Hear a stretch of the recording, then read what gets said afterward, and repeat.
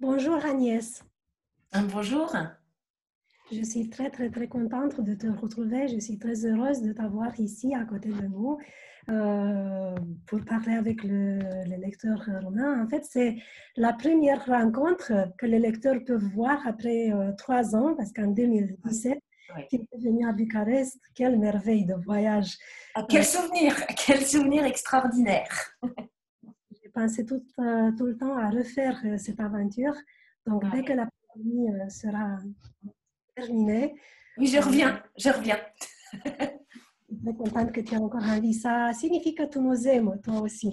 Oui, oh oui, oui. Puis je vois quand même tellement souvent des photos de mes romans en roumain sur les réseaux sociaux. Enfin, à chaque fois, et je reçois des messages de mes lecteurs et de mes lectrices roumains et roumaines. Ah oui, alors là, vite, que je puisse revenir vous voir en vrai et vous toucher. Alors oui, tu as raison. Tu es très présente en Roumanie à travers tes livres et à travers le souvenir que tu as laissé de notre rencontre il y a 3 ans. Maintenant, aujourd'hui, en fait, ce qu'on fait, on va présenter à nos lecteurs ton dernier roman, Nos Résiliences, qui est paru en France et qui vient de paraître dans la traduction romaine. Donc, Nos Résiliences, je dis aussi le titre en roman, Găsește puterea să mergi mai departe. Trouve la force d'avancer.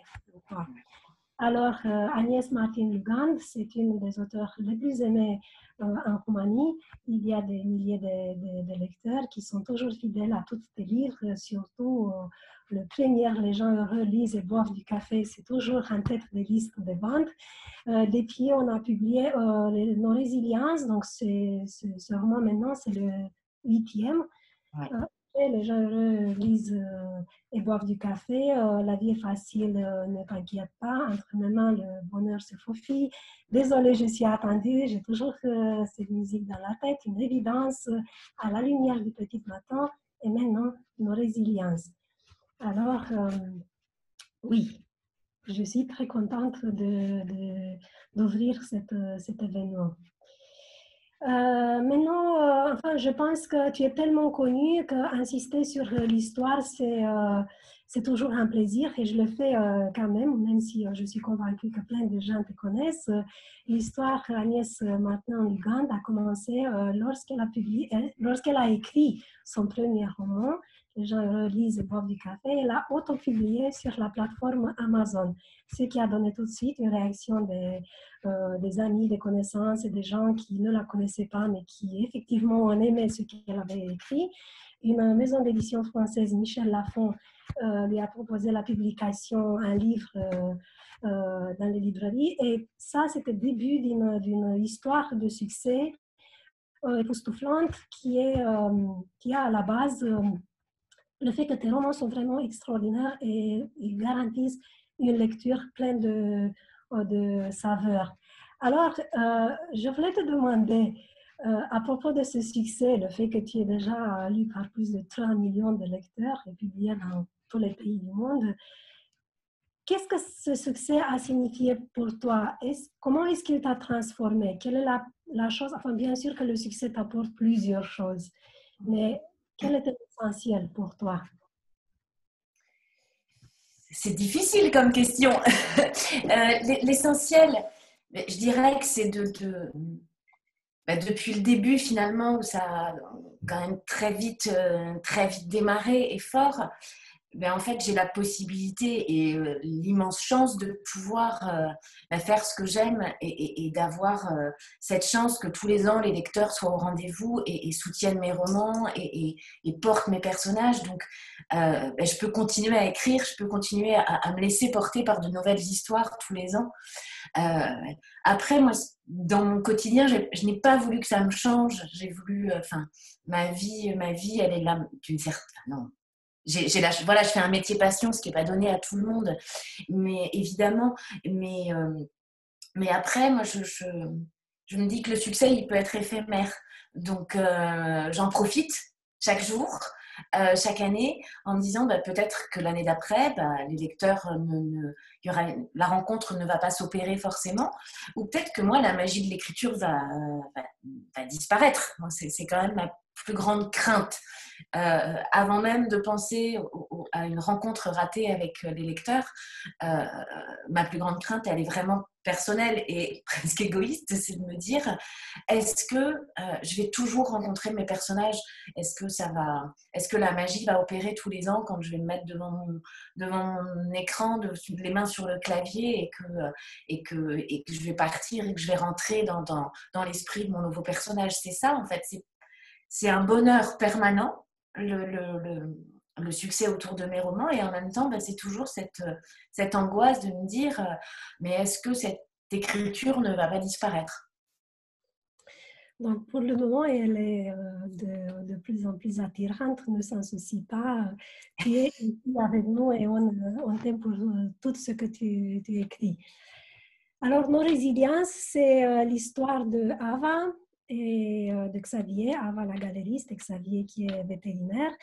Maintenant, le truc, c'est que je ne vais pas déconspirer l'histoire de ton roman. Le plaisir doit appartenir au lecteur. Ça, c'est la chose la plus difficile. Maintenant, notre tâche, c'est de discuter de ce livre, de délivrer le moins possible du sujet, mais en même temps, le plus possible de l'enjeu, ce qui fait l'attraction du livre. Comment est-ce que cette histoire est venue vers toi? Dis-nous un petit peu d'elle sans entrer. Alors, je vais dire des petites choses, mais pas trop. En fait, l'histoire d'Ava et de Xavier, elle est venue parce que j'avais envie de parler de ce que vit le conjoint ou la conjointe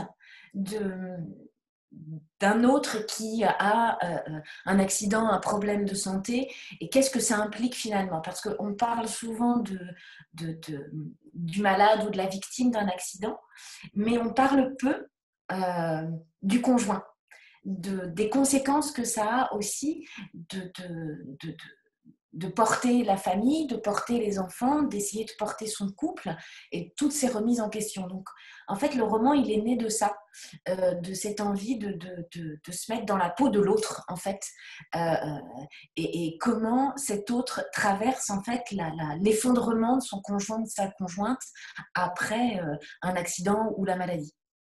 Mhm. Oui, donc comme je disais, Ava est galériste, Xavier, c'est son mari, il s'aime beaucoup, il est médecin vétérinaire, rien ne peut les séparer. Malheureusement, à un moment donné, il a un accident et cet accident aura des conséquences qu'on va suivre à travers le roman. On est avec eux dans tout ce drame qui bouleverse pratiquement leur vie. Oui, j'ai beaucoup admiré enfin, le spécifique de ce roman, le fait que tu es à côté, enfin pratiquement ce que tu dis, c'est faire attention pas seulement à la victime, mais aux compagnons de la victime. Est-ce que c'est un petit peu le psychologue de toi qui parle maintenant parce que tout en travaillant avec enfin, tu as travaillé professionnellement avec des enfants, mais c'est aussi se mettre à côté de celui qui est d'habitude négligé.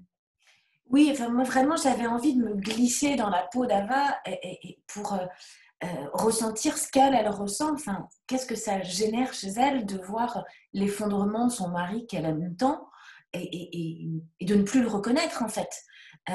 Et du coup, la question, c'était pas de m'interroger effectivement sur la souffrance de Xavier, sa souffrance psychique ou sa souffrance physique, mais c'était vraiment la souffrance d'Ava de se dire, elle doit tout prendre en charge. Leurs enfants, elle a son travail, elle s'inquiète pour le travail de Xavier, elle, elle cherche à le soutenir, à être au maximum présente à ses côtés. Et qu'est-ce que elle, ça fait? Qu'est-ce que ça bouleverse en elle, dans ses sentiments, dans sa vie de tous les jours et la fatigue que ça génère aussi chez elle. Et j'avais vraiment envie de me mettre dans ce regard-là et dans cette position-là pour comprendre aussi parce que finalement, est-ce qu'on demande souvent à la personne qui est dans la position d'Ava, et toi, comment tu vas? Parce qu'en fait, on pose toujours la question à celui qui est dans le lit d'hôpital. C'est normal, c'est logique. Mais elle, en fait, comment elle va? Comment elle traverse tout ça? Et c'était vraiment ce point de vue-là qui m'intéressait, me glisser dans son intériorité, dans ses souffrances pour les comprendre et voir quels sont les changements, en fait, qui vont fatalement intervenir en elle. Oui, parce qu'en fait, l'histoire de l'amour, parce qu'il y a une histoire, une forte histoire d'amour plusieurs Ouais. dans ton livre. Donc, ce n'est pas seulement il ne s'agit pas seulement de souffrance, il s'agit aussi de transformation. Oui, moi, l'histoire enfin, c'est vraiment tout le roman. En fait, on arrive à la conclusion du roman. C'est là, en fait, que le titre en français prend tout son sens. Sur la résilience, la capacité de rebondir après un drame, de repartir dans la vie après un drame. Et finalement, moi, c'était tout leur parcours, tout son parcours à elle et leur parcours à beaucoup de personnages, finalement, pour en arriver là. C'était vraiment ça, en fait. Donc, il y a Ava, il y a Xavier, il y a d'autres personnages, il y a les transformations et les bouleversements dans leur couple et dans d'autres aussi. Et c'est vraiment un cheminement individuel et collectif dans ce roman-là. Il n'y a pas qu'une personne qui est en jeu, il y en a plusieurs et il y a plusieurs couples aussi qui sont en jeu. Justement, je voulais qu'on parle un petit peu du titre et Ouais. que le choix, enfin, qu'on parle du titre que tu as choisi et puis que je parle du titre que nous avons choisi. Donc, ce n'est pas résilience, en plus, c'est non résilience. Donc, c'est un titre très complexe et d'habitude, tous les titres sont très, très, très, très forts. D'ailleurs, je pense que l'accroche, la première accroche, Agnès Martin-Lugan, c'était le titre qu'elle a donné à son premier roman. Toujours, les titres disent ouvrent un monde et sont très, très, très attractifs. Donc, pourquoi non résilience? Et, Alors, le pluriel, en fait, il a été, c'est ce que je disais un petit peu juste avant, c'est qu'il n'y a pas, il n'est pas question d'une seule résilience, de la résilience d'une seule personne. C'est qu'il y a la résilience d'Ava, il y a la résilience de Xavier, il y a la résilience de deux autres personnages et il y a la résilience de deux couples aussi. Donc, il y a eu ce pluriel qui s'est imposé parce que ça aurait été mensonger d'utiliser le singulier, en fait, que je l'appelle juste ma résilience. Mais non, en fait, il n'y a pas que la résilience d'Ava, il y en a plusieurs et ce sont toutes ces résiliences, finalement, qui se mêlent les unes aux autres. Et Ava ne va pas arriver jusqu'à ce point-là seule. Et Xavier ne va pas y arriver non plus seul. Donc c'est pour ça que le pluriel, en fait, il s'est imposé d'une manière forte. Et en même temps, le terme de résilience en France est rarement utilisé au pluriel. Et moi, je trouve que c'est intéressant de l'utiliser au pluriel. oui, en fait, dans la langue roumaine, à part euh, le langage psychologique scientifique où il est pleinement utilisé, résilience n'était pas un mot, je ne sais pas, sur la bouche des gens dans la langue parlée. C'est la raison pour laquelle je t'ai sollicité ce changement qui était tellement difficile parce que c'était, enfin, notre problème comme éditeur, c'était comment donner un autre titre sans trahir Oui, l'intention de l'auteur. Enfin, c'est difficile de le faire en changeant quelque chose dans le titre. Et ce choix trouve la force d'avancer qui joue sur un autre jeu d'idées, en fait. Ça joue sur un double sens, passe à autre chose, parce que aller avancer, ça signifie passer à autre chose, mais en oui, même temps, continuer, donc dépasser, mais oui. aussi intégrer. Oui. Euh, En fait, pour moi, ça se rejoint effectivement avec la résilience. C'est apprendre à vivre avec ce traumatisme pour aller de l'avant et redémarrer quelque chose de nouveau, mais sans oublier, sans oublier ce qui s'est passé.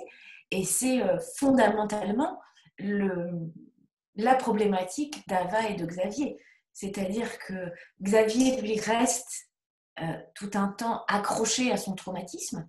Il est incapable de le dépasser. Et Ava, elle veut l'oublier et avancer, en fait. Donc, c'est comment ils vont réussir à mêler les deux, accepter ce qui s'est passé pour mieux rebondir et mieux essayer de se reconstruire ensemble. Donc, le sens, il est là. Il est là dans le titre roumain et il rejoint le titre français. Donc. Alors, le livre est toujours un peu partagé, l'histoire donne toujours plusieurs pistes de lecture parce que je signale une chose que je l'ai signalé dès le début et je pense qu'on le retrouve dans les autres romans que tu as écrits.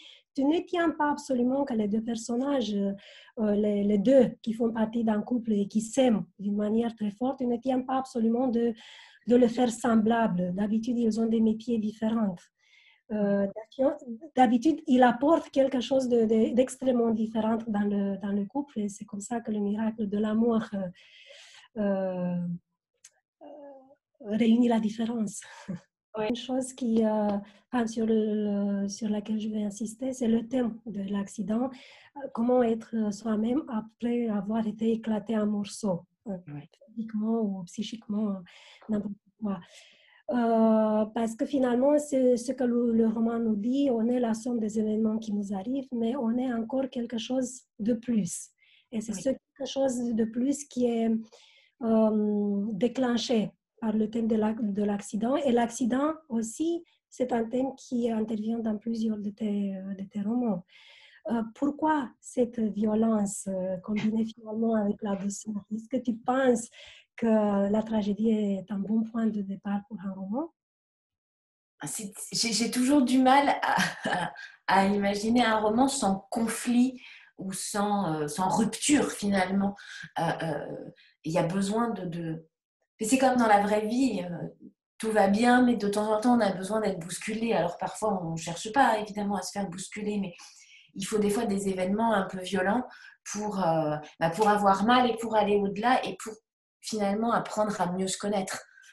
Et c'est vrai que avec Xavier, ils vont bien. Enfin, c'est un couple comme il y en a des milliers qui ont leurs soucis, ils ont chacun leur personnalité, mais ils s'aiment très fort et sans trop se poser de questions, mais en même temps, ils peuvent traverser des moments où ils sont un peu plus distants l'un de l'autre.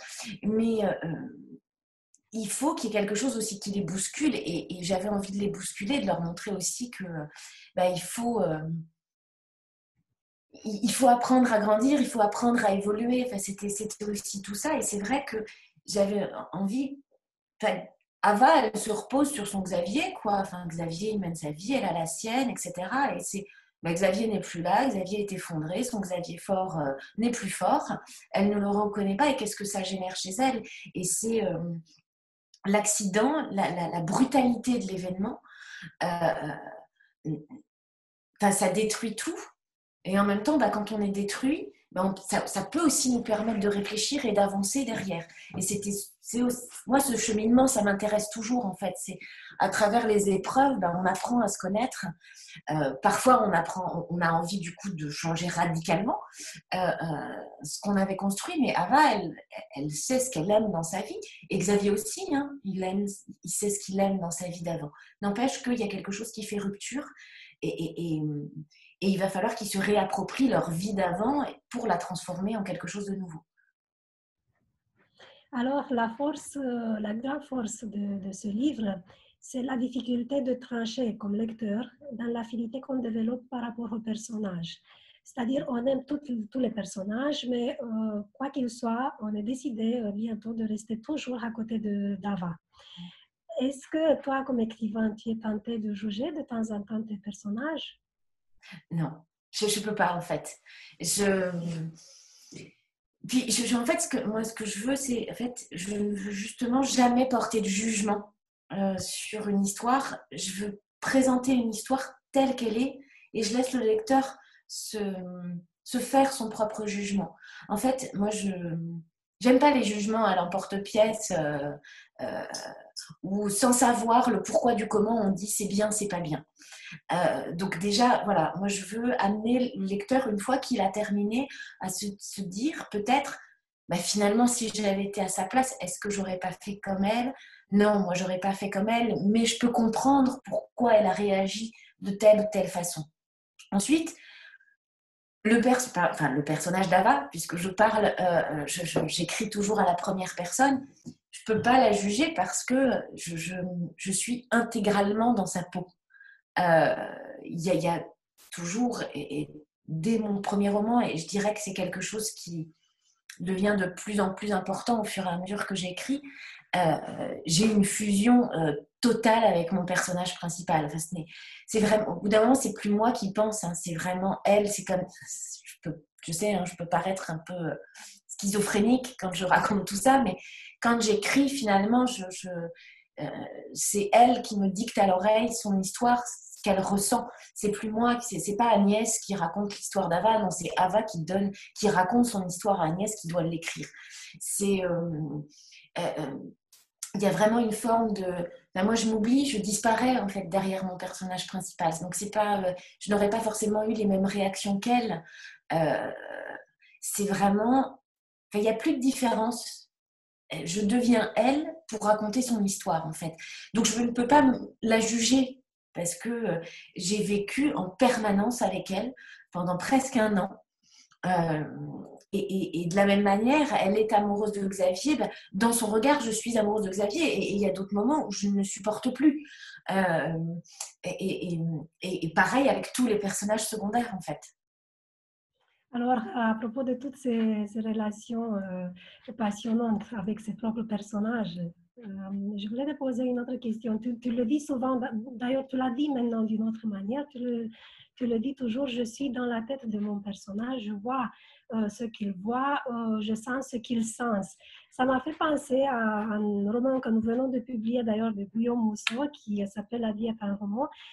C'est un roman qui joue sur cette relation auteur-personnage parce qu'à un moment donné, l'auteur, en écrivant, écrit un livre, mais le personnage ne l'écoute pas, ne veut pas écouter ce que l'auteur veut faire de lui. Alors, c'est un peu l'auteur qui se trouve forcé d'écouter le personnage.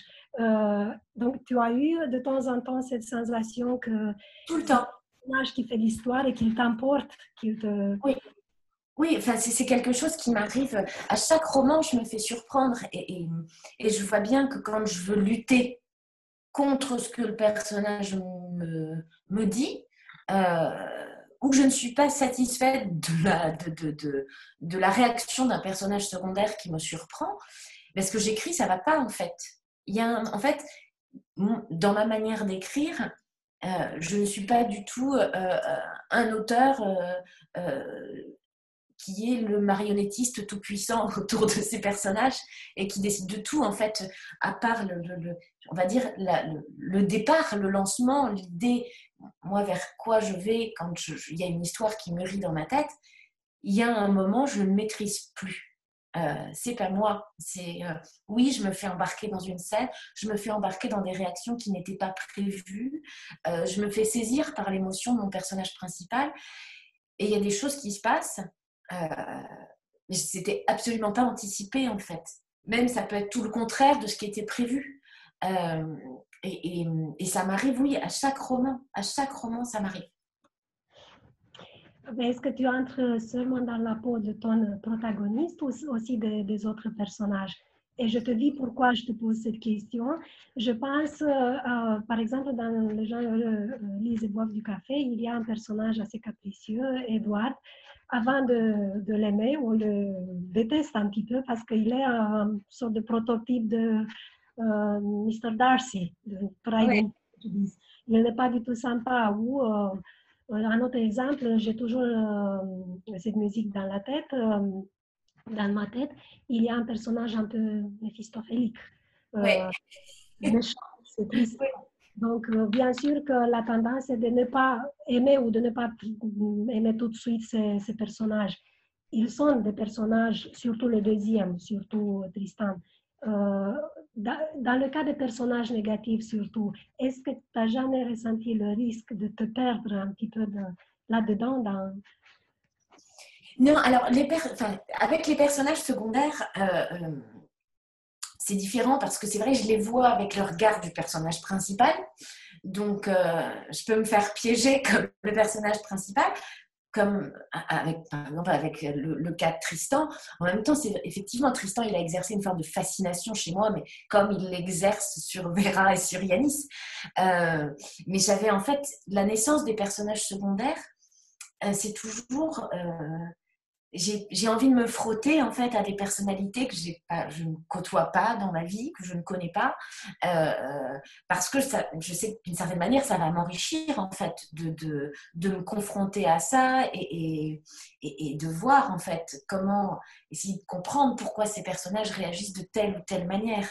Mais moi ce que j'adore c'est justement quand je suis dans la tête de mon personnage principal et que un personnage secondaire me surprend mais totalement. Ou, si je peux donner un exemple aussi, avec une évidence, euh, euh, c'est particulier parce que c'est le premier roman que j'ai écrit où je ne connaissais pas la fin de l'histoire pendant les 3/4 de l'écriture.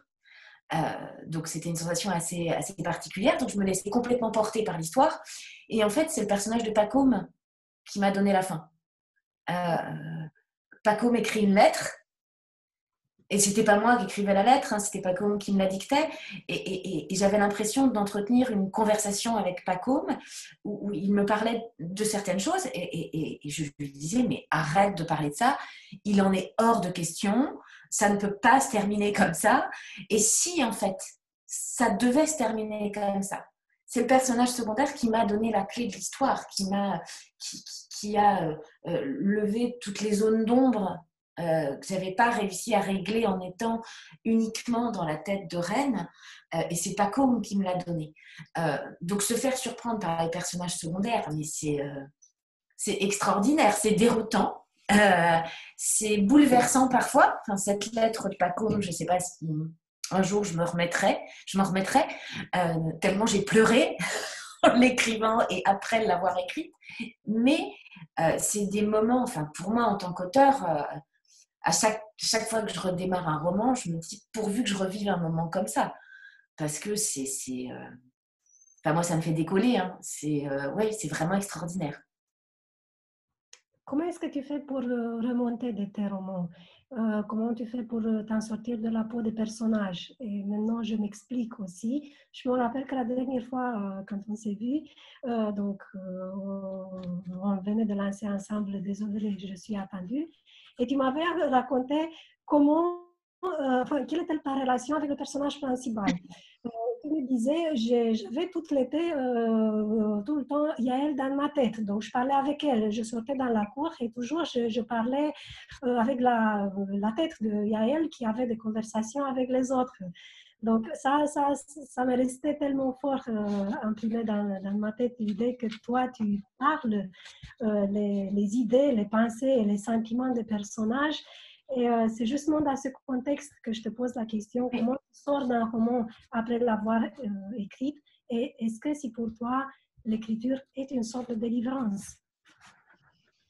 Alors, comment j'arrive à... Enfin, c'est le temps finalement qui fait son œuvre pour que j'arrive à m'en séparer complètement.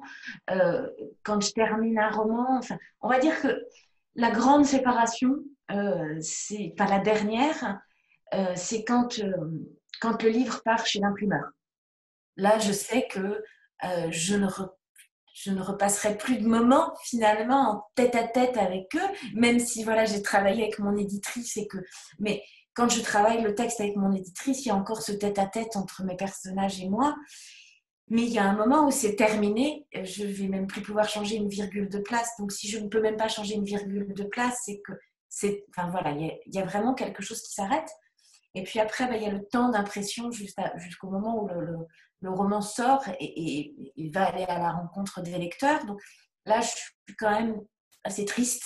Il y a une forme de petite dépression quand même, en me disant, mais je ne retrouverai jamais de personnage pareil, ça ne redémarrera pas, ils sont irremplaçables.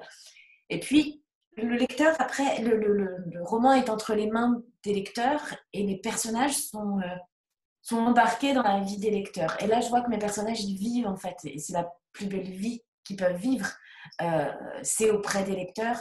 Moi, à ce moment-là, je suis capable de m'estimer heureuse. J'ai eu un tête-à-tête d'un an avec eux. Donc maintenant, ils doivent vivre leur vie auprès des lecteurs. Et puis, ce qui s'enchaîne rapidement après, c'est que je suis en manque d'écriture. Je suis en manque de nouvelles rencontres avec des personnages, d'une nouvelle histoire. Donc, mine de rien, mes personnages laissent tranquillement leur place pour que de nouveau puisse arriver. C'est une mécanique en fait qui s'est mise en place chez moi assez naturellement et qui, pour le moment, continue à fonctionner. Donc, j'espère que ça va continuer encore longtemps.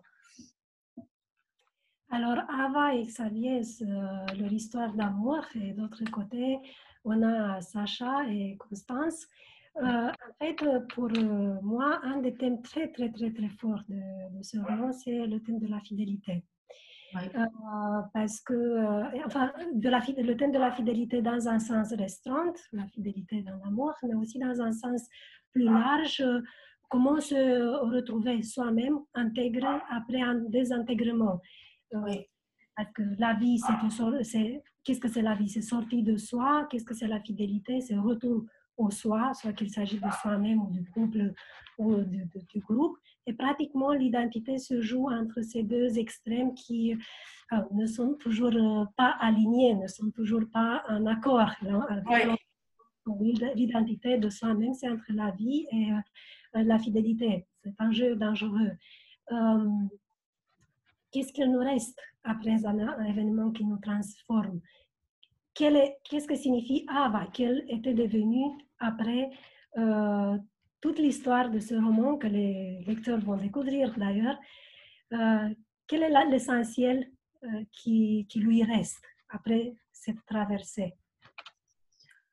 En somme, tu me demandes comment va Ava aujourd'hui.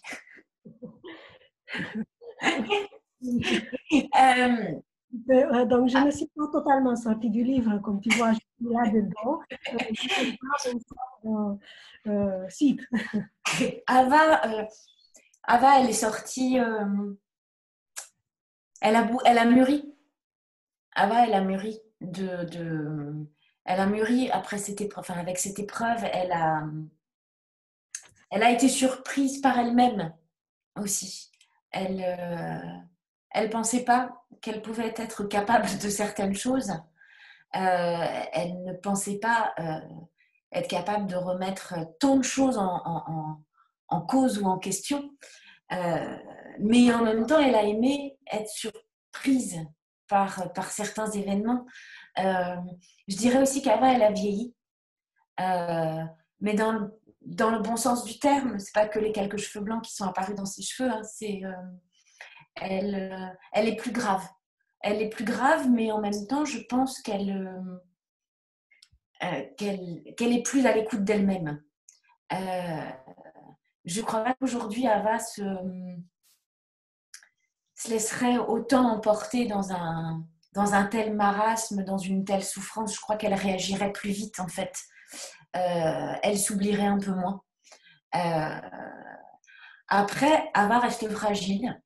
Ce qui lui est arrivé, c'est pas anodin. Je dis tout, hein. Tout ce qui lui est arrivé pendant le roman n'est pas anodin. Donc, mais elle a conscience de cette fragilité. Mais du coup, elle va se protéger. Je pense qu'elle en est là aujourd'hui, Ava. Oui, en fait, c'est ça ce que je te demandais ici. Maintenant, aujourd'hui, au moment où nous parlons, elle s'était réconciliée avec elle-même parce que, Oui. comme lecteur, je lui aurais pardonné n'importe quel autre choix. Pour moi, l'histoire reste ouverte et c'est ça Oui.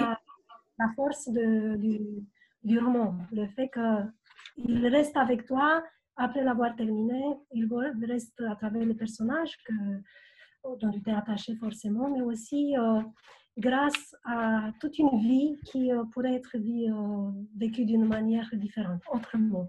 Oui, tout peut être envisagé en fait.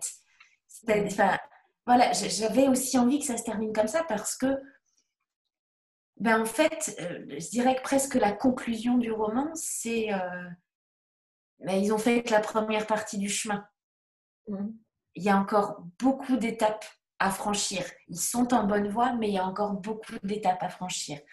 Et c'était cette fragilité en fait qui m'intéressait parce que rien n'est gagné en fait. Et je crois que c'est aussi ça que qu'Ava elle a compris.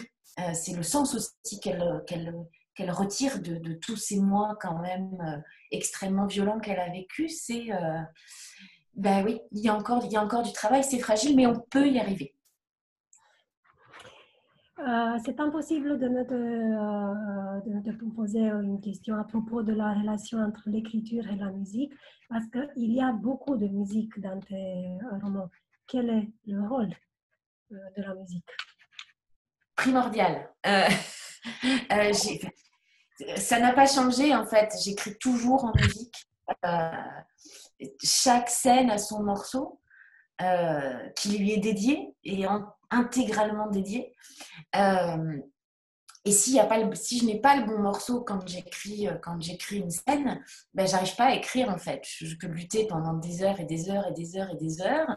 Donc je vais chercher dans toutes les playlists que je peux trouver le bon morceau, l'ambiance en fait. Je cherche, c'est très subjectif, hein, mais j'ai besoin d'une ambiance musicale euh, qui va complètement me permettre de m'absorber dans la scène. Et, et, et c'est vrai que quand j'ai le bon morceau, bah, la scène, elle sort, toutes les émotions sont décuplées en moi, enfin, il y a une fluidité et en même temps, oui, je suis complètement dedans grâce à la musique. Et quand je retravaille mon texte, une fois que le roman est terminé, ben, je le retravaille avec la musique. Enfin, je repars. Et si je dois écouter un morceau pendant 4 heures de suite parce que j'ai besoin de travailler une scène pendant 4 heures de suite, je vais l'écouter 4 heures en boucle. Enfin, pour moi, il n'y a pas d'écriture sans musique. Tu réécris certaines scènes avec la même Tout le musique. temps. Oui. Chaque scène a son morceau.